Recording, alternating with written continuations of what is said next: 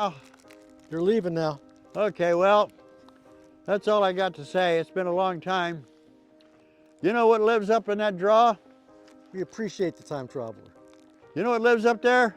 Who lives up there? Snoop Wiggies and Mugwumps.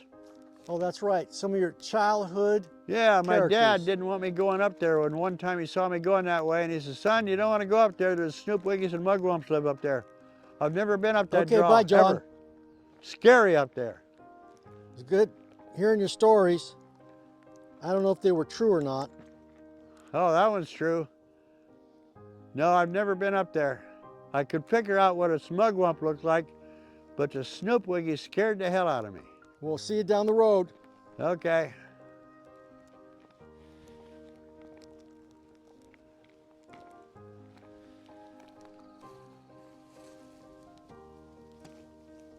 Yeah.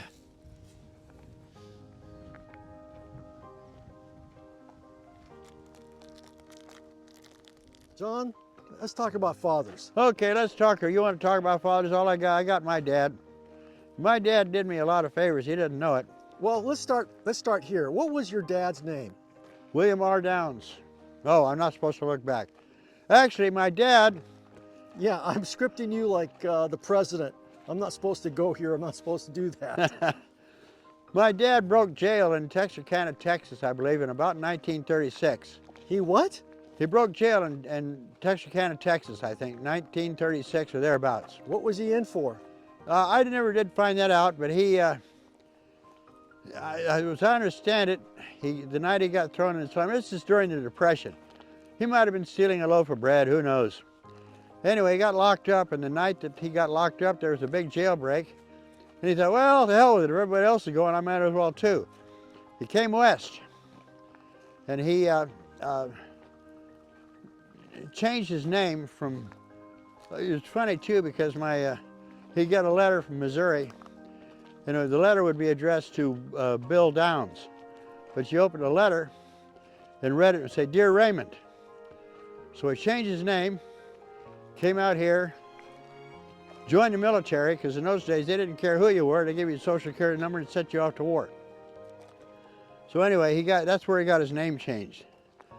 And then he told me one time he was stationed at DeWitt, and there's a Fort Hood too, which is prison barracks for German prisoners, I think. He was stationed there for a while.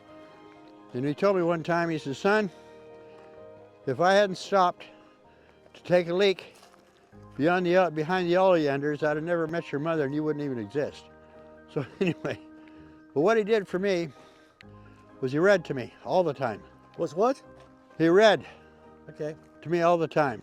So your dad was an educated thief or Well, he wasn't jailbird. educated. Educated jailbird. I don't think he got out of the 3rd grade. Well, he read to you, which says a lot about him. Yeah, so, Well, at least he valued reading to you. yeah. And he was writing short stories. And I remember he had a Royal typewriter, I think. And he'd write short stories. And he loved O. Henry, William Sidney Porter. And I love O. Henry. So anyway, he would read and I would listen. And one time he told me a story. Sometimes he would tell stories about his life, but he would kind of blend them with O. Henry stories. One time he told me a story about how him and another guy kidnapped this little kid, and that you're going to hold him for ransom. But the little kid was such a ass, they wound up taking him back to the parents and paying the parents to take him back. Well, years later when television came along, I'm watching a show on Playhouse 90, and it was called The Ransom of Red Chief. And he'd stole an O. Henry story and told it to me as his own. So anyway, I love O. Henry, and my dad taught me how to read and love stories and love literature. And he read the big books too. I did the same thing to my kids. I read stories that they didn't understand yet. They got it. Yeah, I think in many ways we kind of talk down to children. It's amazing how much they can grasp. Oh yeah. You don't talk down to kids. Their dogs are like, they're smarter than they look. Now, what sort of rank was your father? Was just a basic infantryman? I would assume so. They had more problem with him though, because they had to go usually find him at my mother's house in Rockland, because he was usually AWOL. He spent more time being AWOL than anything else. Okay. So you came from a family of, well, what's the word for it? People that don't obey the rules. Yeah. Rules don't apply to us. No. I hate rules. Rules are for them. Them people. Not me. So you really are your father's son. Well, you know what? I'm actually my own son. I heard it said once. Wait, what? You're your own son?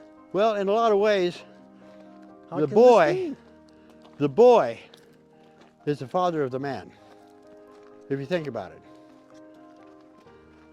Think I'm about thinking that for a about minute. the boy is the father of the man. Yeah.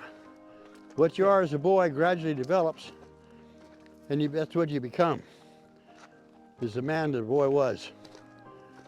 Oh, I see where you're coming from. Yeah, you got it. So in some ways, your formative years really did give you a destiny. Yep.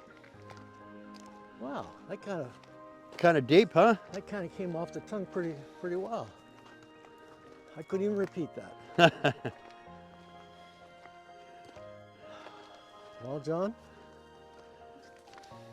Whoa, a deer. Oh, Scared the deer. poor dear. Looking for Dad, I guess. Well, we'll see you down the road.